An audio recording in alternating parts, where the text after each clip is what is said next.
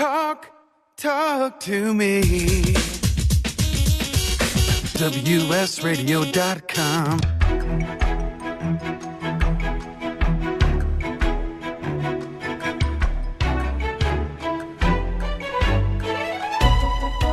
The San Diego Council on Literacy brings you Literacy for All with your host, Jose Cruz. Welcome to the show. I'm Jose Cruz from the San Diego Council on Literacy.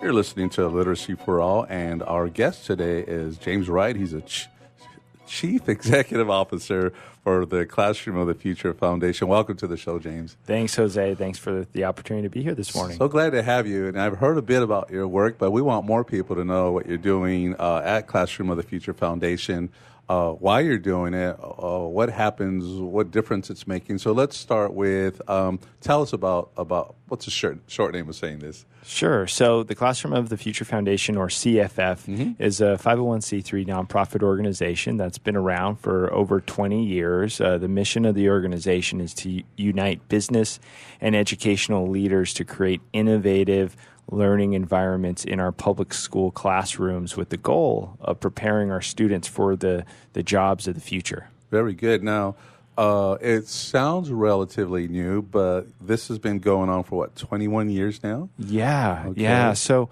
back in the late 90s, the organization was established. At the time, technology in our schools was just beginning. And so the county superintendent of schools, Dr. Rudy Castrita, got together with other local school district superintendents and the business community to establish a foundation that could really be a center for technology and innovation to spur this technology revolution in the classroom. And one of our first big projects was constructing a technology center that could service the whole county, all 42 public school districts. The Joe Rindon Technology Center, which is still on the campus of the county office of Ed. There, Yes, and that's to this day. That's where our offices are located, and it's still to this day a place of tremendous professional learning for teachers and a showcase of technology for students. So that's where your office. I mean, I've been there, especially the last couple of months, more than usual, and been in the technology center. Wonderful. So you're there, and this is in response to what was really taking place. I mean, a lot has happened over the last 21 years.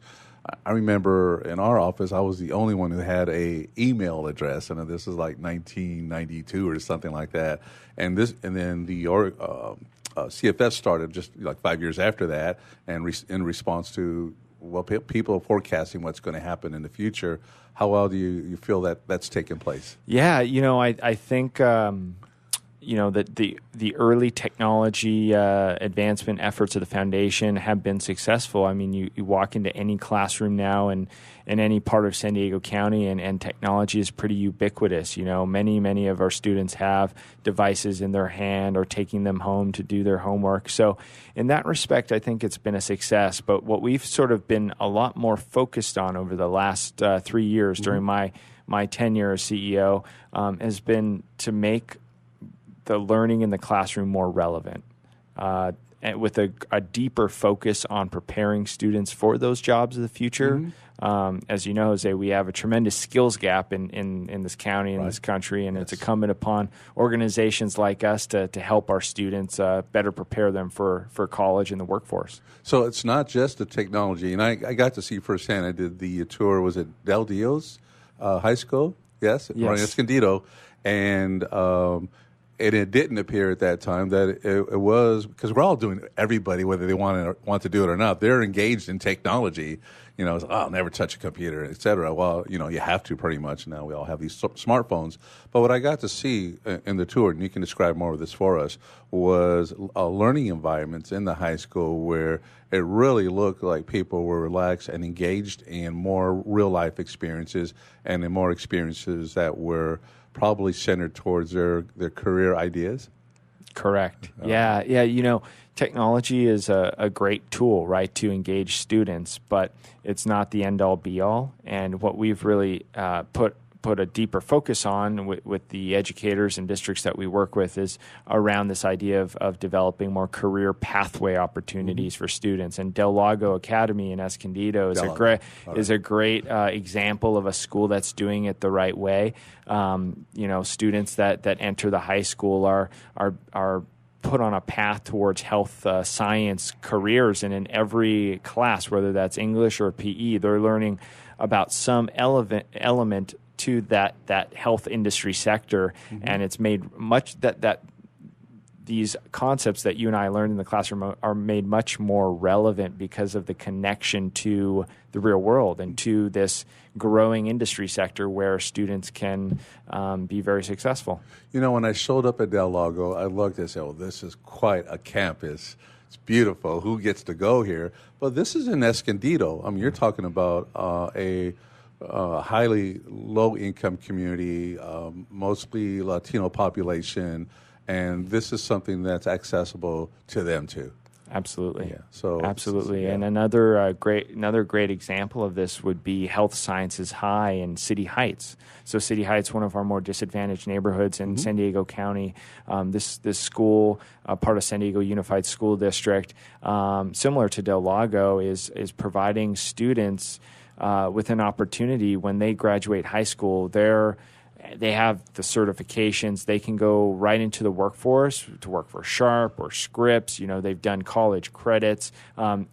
Every student starting in ninth grade does, in addition to their normal coursework in the classroom, they're doing internships at different parts of Sharp Hospital every year. So they're exposed to every element of a hospital. And so by the time they leave, they have figured out where they want to go with their lives. That is so exciting. I mean, you're talking about a young person. They're actually having a career experience and being helped to decide upon what careers they want to go into.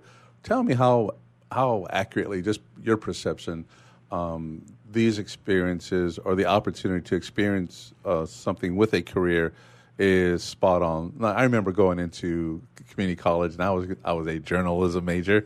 Well, I didn't end up a journalism major. Yeah. So how well are young people doing making career decisions? And it's not so much that, but choices at this particular point in their lives. Yeah, that's a great question. I think that students that go through these career pathway programs, certainly if they're, they know that they want to be a doctor and they go through a health pathways program, that's incredibly advantageous to them as they pursue that career. But for a lot of students that go through these career pathway programs, they may not have made up their mind yet, right? So, but what they're leaving with that I think these pathway programs, even though they put the emphasis on the career, they're really also emphasizing those essential skills or soft skills, those transferable skills like communication, yes. collaboration, critical thinking, right? Those skills that are important in any job that you would perform in any sector. Yes. And I think these career pathway programs, whether they're at Del Lago or Health Sciences High or down in Cajon Valley, wherever, these programs are putting emphasis on that, yes. which is not necessarily the case in your traditional classroom environment. And I think that's what's really beneficial to students that go through these types of programs. I recollect going to a forum that you sponsored. Where were we? Was it National University? Yes. Phil Blair being there for Manpower and saying, look, I don't want your kids who are shy, who don't give a firm handshake, who don't look you in the eye. I don't want them around my employees. I don't want them around my customers. And so you're helping to, and I've seen this goodness in my own home life, or just because of technology, it's a double-edged sword. Yeah. So you are being equipped actually to isolate yourself. Versus there's a whole world out there that our young people have to get used to functioning in. And so you're helping with that.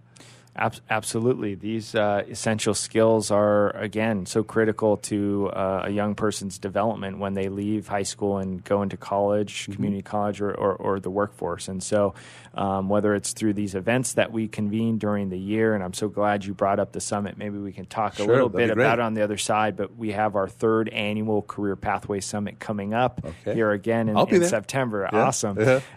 So whether it's through events or through the workshops, STEM workshops that we do, or various programs for students, essential skills for students is always at the forefront. Yeah.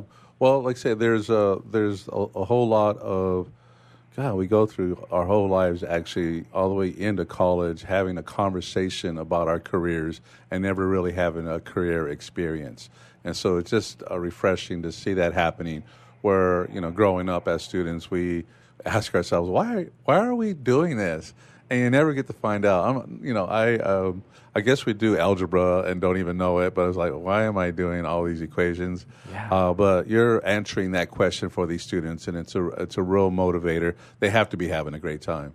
Oh, yeah. I mean, all of the students that I've seen come out of these programs or in these programs are just they love it. And I know, having been to the summit last year, you might remember the student panel that we had with different students from different parts of the county, and they say it the best themselves, how much this has had an impact on their lives, their futures. Sure. So there's a vision, there's something ahead, and we tell people set goals, but we really don't give them a picture of what that's going to look like. So we're going to come back with the second segment. I do want to talk more about the summit. I know that you're really big on partnerships and people investing with you in the work that you're doing at the Classroom of the Future Foundation.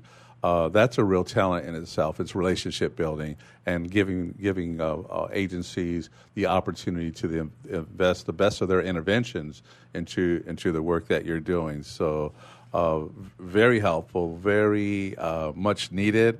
And again, especially when we're living in a time where our young people expect to be entertained, right? This is a whole other kind of entertainment. This is real life stuff. So we're going to come back with James Wright, Classrooms of the Future Foundation CEO. I'm Jose Cruz from the San Diego Council on Literacy.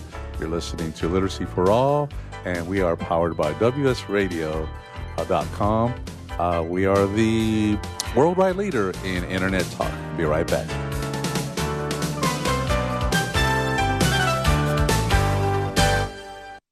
I've heard this is like one of the best pizza spots in town. Yes, it is. I'll do a slice of pepperoni, slice of vegetarian. You got it. And I will pay for all of that in 3 days. In 3 days? What's that mean? Well, wait, you accept credit cards. That money's not going to hit your account for 3 days anyway. I need my money quicker. At Chase, we hear you. With Express Funding, card payments are in your Chase account the next business day. Go to chase.com/expressfunding. Chase for business, so you can. Compensated participation. All businesses are subject to credit approval. Not all clients are eligible for next business day funding, and additional terms, conditions, and restrictions apply.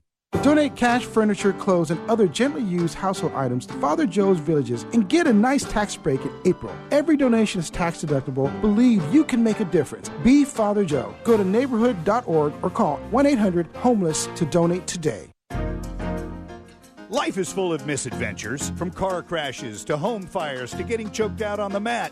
Yes, I said getting choked out because I'm Carlos Kramer, jiu-jitsu competitor, MMA and media personality, and mild-mannered insurance agent. You can follow my adventures on Kick-Ass Radio, and I can protect you from life's misadventures at Kramer Insurance. Home, auto, life, business, and workers' comp. We're at KramerINS.com, and I want you to join my world. Identity theft costs over $20 billion a year.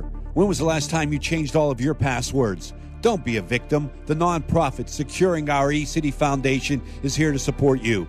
They serve individuals, families, seniors, businesses, and nonprofits throughout San Diego, helping to make a safer cyber experience for all. For more information, visit securingourecity.org or call 619-630-2444.